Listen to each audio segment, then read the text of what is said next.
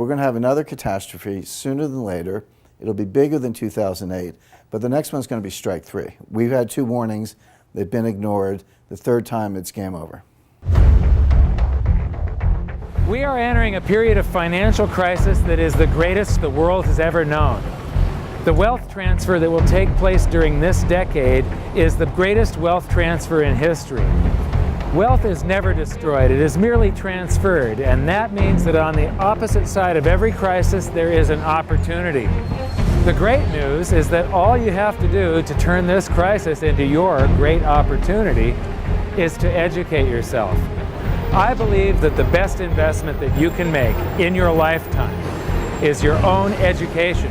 Education on the history of money, education on finance, education on how the global economy works, education on how all of these guys, the central bankers, the stock market, how they can cheat you, how they can scam you. If you learn what is going on and how the financial world works, you can put yourself on the correct side of this wealth transfer. Winston Churchill once said that the further you look into the past, the further that you can see into the future. This program is all about creating your own crystal ball, being able to gaze into the future, being able to change this crisis, the greatest crisis in the history of mankind, into your great opportunity.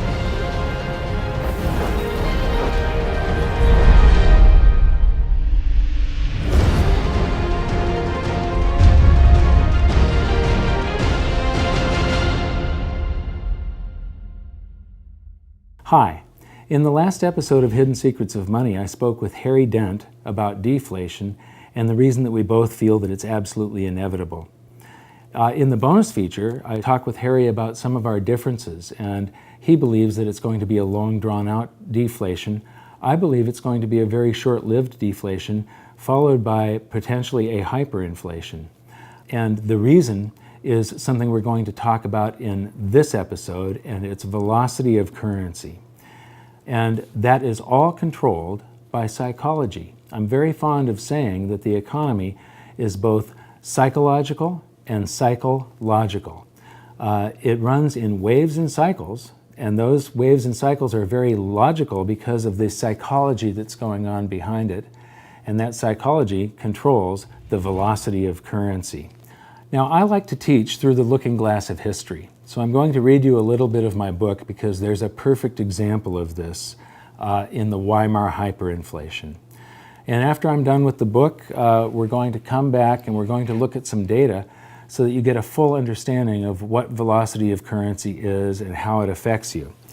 So, on page 16, we have, at the beginning of World War I, Germany went off the gold standard and suspended the right of its citizens to redeem their currency, the mark, for gold and silver.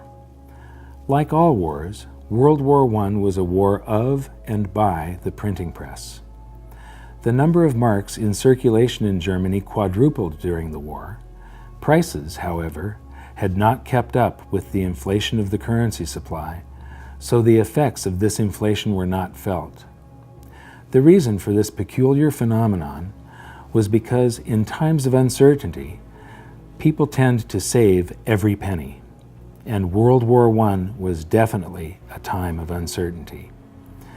So even though the German government was pumping tons of currency into the system, no one was spending it, yet. But by war's end, confidence flooded back along with the currency that had been on the sidelines, and the ravaging effects worked their way through the country as prices rose to catch up with the previous monetary inflation. Just before the end of the war, the exchange rate between gold and the mark was about 100 marks per ounce. But by 1920, it was fluctuating between 1,000 and 2,000 marks per ounce. Retail prices shortly followed suit, rising by 10 to 20 times. Anyone who still had the savings they had accumulated during the war was bewildered when they found it could only buy 10% or less of what it could just a year or two earlier. Then, all through the rest of 1920 and the first half of 1921, inflation slowed, and on the surface, the future was beginning to look a little brighter. The economy was recovering. Business and industrial production was up.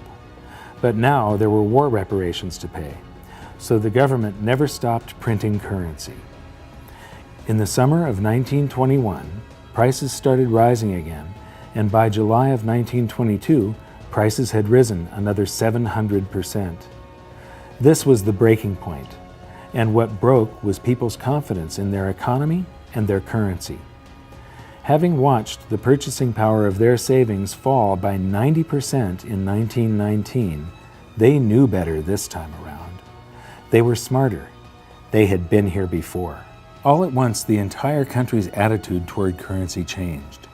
People knew that if they held on to their currency for any period of time, they'd get burned. The rising prices would wipe out their purchasing power. Suddenly, everybody started to spend their currency as soon as they got it. The currency had become a hot potato, and no one wanted to hang on to it for a second. Now, on the next page, I talk about the front page of the New York Times 1923, and I reference some information there. And I just happen to have a reprint of the front page of the New York Times from 1923. And there's an article here about the German hyperinflation. But what I find more interesting than that is the entire paper is this wonderful time capsule. And if you replaced the names and dates and names of countries and so on in most of these articles, it would all be pertinent today. You'd think that you were reading today's newspaper.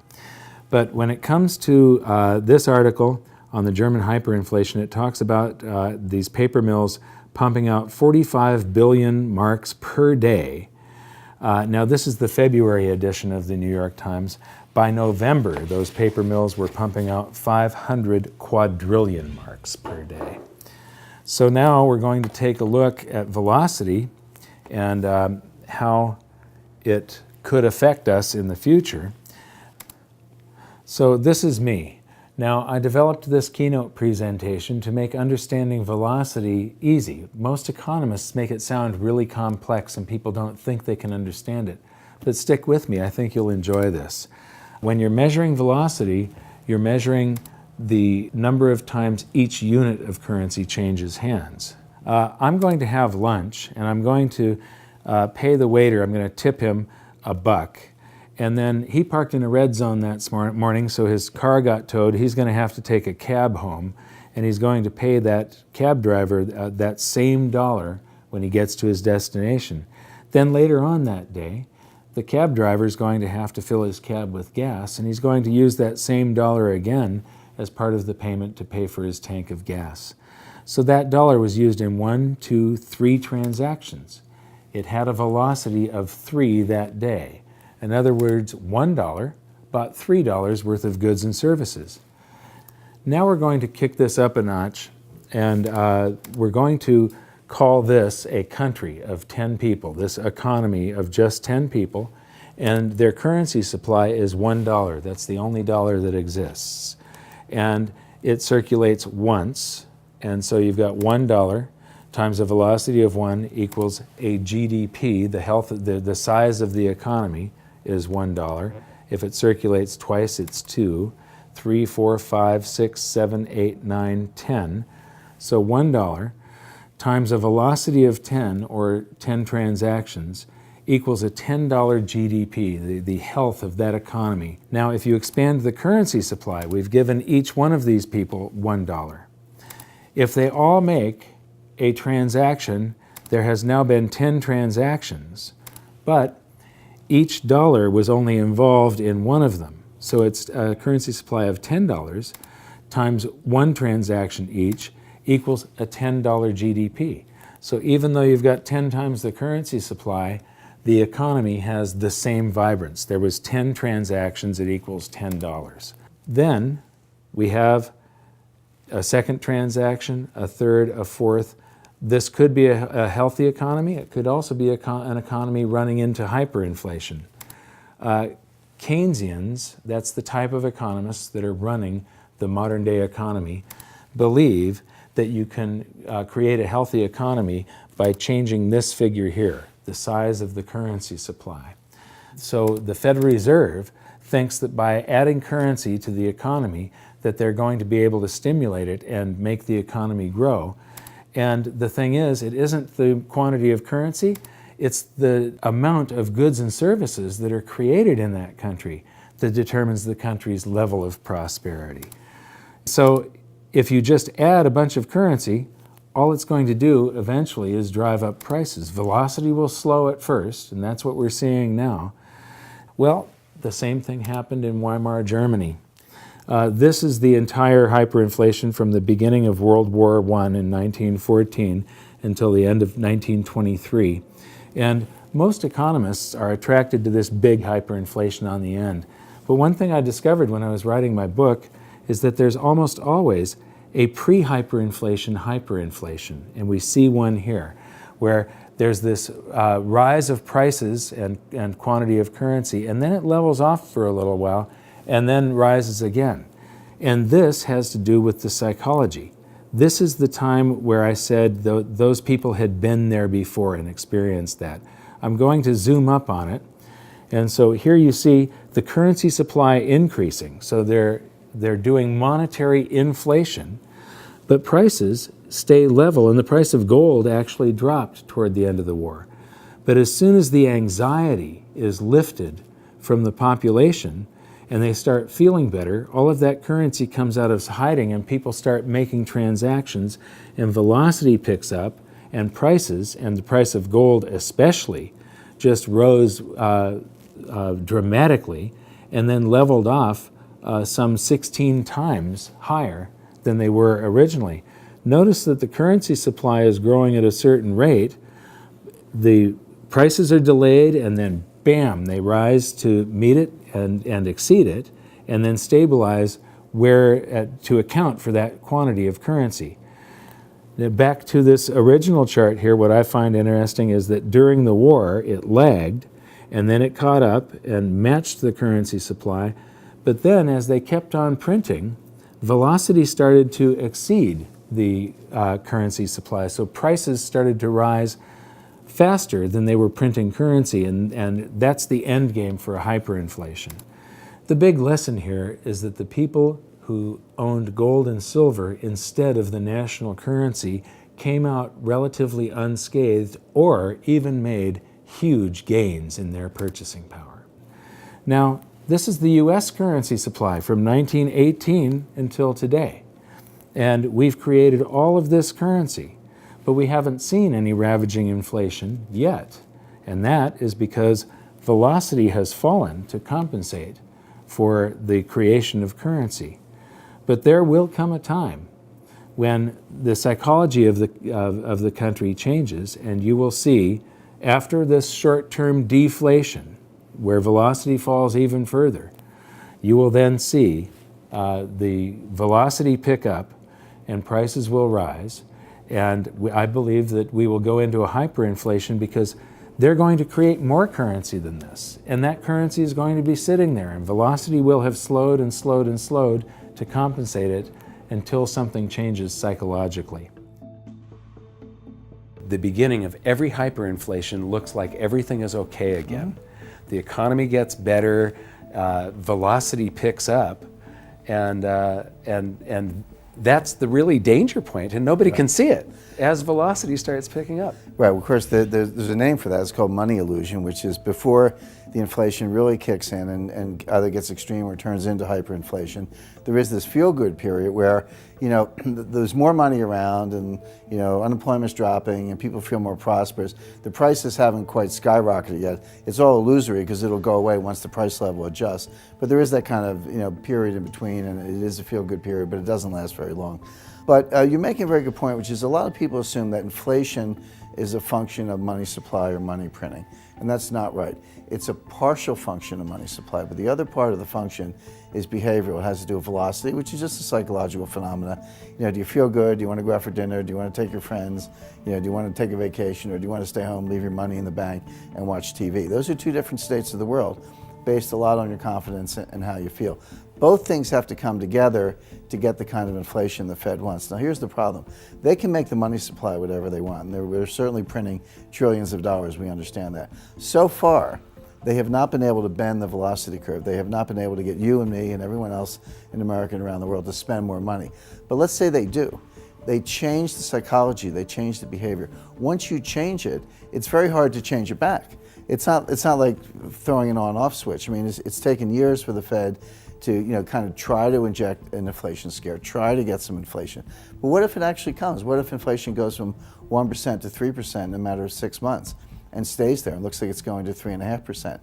Well, the next stop is 10%. It's not, the Fed thinks they can dial it back down to 2.5%, which is what they say they want. But what they'll find is once that velocity, once that behavioral genie is out of the bottle, they won't be able to get it back in. It'll take off. It'll take on a life of its own. What's the Fed going to do? Raise interest rates to 10% with unemployment at 7%? I mean, people go down and burn down the Fed. I mean, there are limits on what they can do. But the point is, once it starts, and you're exactly right, it's a feedback loop. It feeds on itself. The Fed thinks they can control it. They're wrong. The behavioral aspect of it will be out of control, and like I say, we'll be on our way to 10%, if not worse. It seems like all of these bright minds that want to run things, none of them trust the free market mechanism. Well, I think that's right. They will talk to you ad nauseum about the failures of the free markets without realizing that most of the so-called failures are actually the result of misguided government policies from prior times. I'll give you a classic example. 1998 was a warning. That's, started in 1997, capital outflows from emerging markets, started in Thailand. There was blood in the streets in Jakarta and Seoul, made its way to Russia. Russia imploded, took down the hedge fund long-term capital management. I was associated with that, so I had a front row seat on that disaster. And finally, the world built a firewall around Brazil, and Brazil did not collapse, although it would have been the next domino to fall.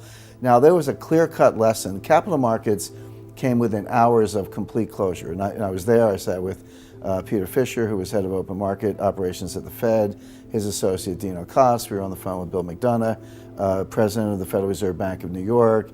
Gary Gensler was there from the Treasury, all the lawyers, all the bankers on Wall Street. We were trying to hold this together. Now, we did bring it in for a soft landing. So the world has kind of forgotten about that episode. But it was extremely close and extremely delicate. We were literally hours away from shutting down global bond markets and stock markets. Now, what lessons were learned? Well, the lessons... Well, that cascades into the credit card not working and the gas coming out, not coming out Correct. of the pump. That's right. There would have been a global bank holiday, and we were Yes. hours away from that. Now, it didn't happen, so everyone's like, oh, no big deal, it's fine, but there were some lessons that should have been learned. Banks should have been broken into smaller units. Derivatives should have been banned, et cetera. There were things that should have been learned from that. Instead, what did? We did the opposite. We repealed Glass-Steagall, which allowed banks to be hedge funds. We repealed swaps regulation, which allowed them to create swaps and derivatives on all kinds of other things that had never been done before. We repealed the net capital rule for broker-dealers, so instead of 15-to-1 leverage, you were allowed to have 30-to-1 leverage, which Lehman had on the day it went down. We implemented Basel II, which allowed banks to use more leverage. We did the exact opposite of what we should have learned in 1998. Is it any surprise that 10 years later, we had a bigger catastrophe, almost destroyed capital markets again, and now here we are not learning the lessons again. We haven't done anything we need to do, so therefore, we're going to have another catastrophe sooner than later. It'll be bigger than 2008, but the next one's going to be strike three. We've had 2 warnings, they've been ignored. The third time, it's game over. I don't see any particular difference between my outlook and yours. Certainly a situation where society owes more than it can pay and where it has to default, either honestly or dishonestly, is deflationary. Debt liquidation. Honestly being just a default. We are bankrupt, we can't pay you. Yeah. Dishonestly inflating the debt away. Exactly. Honestly would be to say to the bondholders, yeah, that's right, we say we're going to pay you back, and we say we're going to pay you back with interest. Well, too bad, so sad. Times are tough, we lied. Strong letter to follow, right? Say to guys like me, you're 60? Yep, I know you're supposed to get Social Security when you're 62 or 65. The truth is, we don't have the money, so you're not going to get it, right? That's the honest way. I think the yield to politician is very low with regards to the honest way. So I think that we're going to have deflationary scares, and I think we're going to have deflationary events. I think we're going to have asynchronous events like long-term capital management and things like that, that will initially have deflationary outcomes. But I suspect, like you, that the demand for the public will be for the big thinkers to solve that problem and solve it in the only way they know how, which is to fill every crack, even the Grand Canyon, with currency. So how is this all going to play out? You know, I don't know exactly, but what I do know is that the longer this goes on, the bigger it's going to be. And I wrote about some of the possibilities in my book. And this was written before the crisis of 2008. And so in here, I refer to Ben Bernanke, but I'm going to change that to just the Federal Reserve or central banks for you right now. So, the day of reckoning will come when millions of baby boomers reach the age where they have to take mandatory distributions from their IRAs. As they find that the investments they were counting on for their retirement, their homes and their IRAs full of mutual funds, have actually lost value, that the amount of stuff that they can buy from the proceeds if they sell their home is actually less than when they bought their home. And as they realize that their dream of a comfortable retirement was just that, a dream, all those boomers will get scared and pull in their horns. They will stop spending. They will start selling off their assets, and the greatest stock market crash in history will unfold as more and more boomers panic and sell.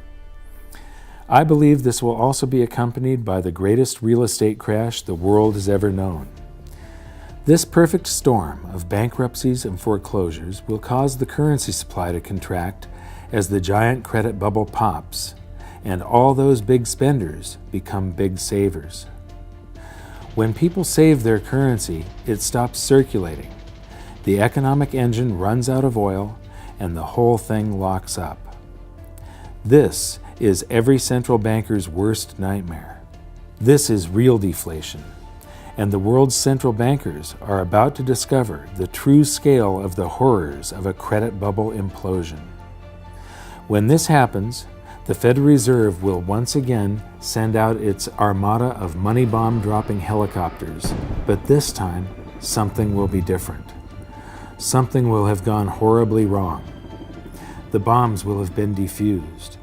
The Fed will try pumping the banking sector by buying up every kind of debt they can get their hands on, but to no avail.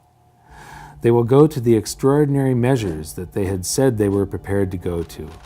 They will buy every mortgage, mortgage-backed security, and any other type of debt that panicky investors and banks are trying to sell, but nothing good will come of it. They will start buying stocks to buoy the stock market, but retail sales will continue to plunge. They will try broad-based tax cuts, but it won't jumpstart the economy. They will work with foreign central banks to buy each other's debt, but the global economy will continue to plummet. People will finally see through the veil. They will see what Dorothy, the Scarecrow, the Lion, and the Tin Man saw, that the Wizard of Oz is really just some dopey old guy frantically pulling levers. Remember when we talked about how during World War I, the Germans increased their currency supply by 400%, yet there was no price inflation because of the public's anxiety over the war and the uncertainty of their future? Imagine the anxiety 75 million baby boomers will feel as they approach retirement, only to find their homes and their mutual funds are now worth next to nothing. The nest egg, ladies and gentlemen, has just cracked. When they get their tax rebates, are they going to buy that new big screen TV and the latest cell phone? I think not. I think they're going to save every dime they can get their hands on, just like in Germany during the war. But there will be a point at which a threshold is reached. For each income class, it will be different. It will be the point where they feel that they've finally got enough saved for retirement. For some, it will be $100,000. For others, it will be $1 million. And for others still, it will be $10 million. The Fed knows there is a point where they'll finally feel safe enough to replace that aging computer and maybe get that new TV. At this point, the boys at the Fed will buy enough government debt to fund tax rebates for all the taxes in the previous year, but still, nobody will buy that new car. The threshold the Fed is looking for will not be reached. Then, in not-so-quiet desperation, the Fed will say, "Screw the helicopters, send in the bombers." And as the shadow of millions of stealth currency bombers darken the skies, currency will begin to fall like rain in the desert. As Joe Sixpack and John Q get tax rebate checks in the mail for all the taxes they paid during their entire lifetimes, fear will be temporarily alleviated and some of that currency will come out of hiding, just as in Weimar Germany. Prices will rise quickly and dramatically as all that stored up currency energy is released. In a panic, the Fed will call back the bombers, but it will be too late. There's nothing they will be able to do to stop it now because the hyperinflation will have already begun. The Dow will begin an invisible crash of epic proportions and gold prices will shoot to the moon. If you are wise enough to moor your boat in the safe harbors of gold and silver and other commodities, you will weather the storm. It won't be pretty, but at least you'll be safe. At this point, confidence in the currency will fall faster than it can be created. Cost of living increases for government employees, and the costs of all government projects, the subcontractors, the labor, the materials, will all skyrocket. And each time more currency is created to pay for the increases, the value of the currency will fall even faster. In times like that, governments have only two choices: shut down the government and all of its projects and services, send everybody home without pay, turn off the printing presses, and wait for the free market system to discover price levels that account for the quantity of the currency in the supply, or print the currency into oblivion. Governments have always chosen the latter. But the stored up energy of excess currency creation doesn't have to take place within the United States, and it doesn't necessarily have to be in the future. In fact, there is an abundance of stored up currency just waiting to be released right now. As I mentioned earlier, all the dollars we sent overseas to other countries to buy their goods and services are now sitting in their bank accounts, just waiting to be spent. Eventually, the world economy will lose faith in the US dollar and will want to dump it by buying up goods. And as all those dollars come flooding back into the US, it will, of course, cause the prices of those goods and services to rise, and could, and probably will, trigger a scenario much like the one I have just finished describing. Throughout history, economists have suffered from what I like to call this time syndrome. This time, they've become masters of the economic universe. This time, they've figured it out. This time, they've tamed the economy. This time, they've mastered the art of infinite currency amplification. This time, a fiat currency will work. History gives this a probability of 0. Each time we sailed toward economic doom, the greatest financial minds in the world were at the helm. Do you really think we should continue letting them steer the ship? I think not. It would be nice if we started listening to people that have been right rather than the people that have theories. And it would be great if they would allow the free market to work. But that's not the way it's going to happen. The people that have the theories will continue to rule, and we will vote for people that don't know what they're doing. And so the best that we can do is try to protect ourselves and even, potentially benefit from government and economists' stupidity. And so the way you do that is by learning as much as you can about what's happening and developing your own opinions on what is coming at you, rather than being reactionary. And you can do that by watching some of the bonus feature. Just click the info button And we'll see you in the bonus feature. And until next time, until the next episode, see you there. One of the most important things is how to prepare for all of this so that you can be able to see through that economic veil and understand what's going on when things start to shift.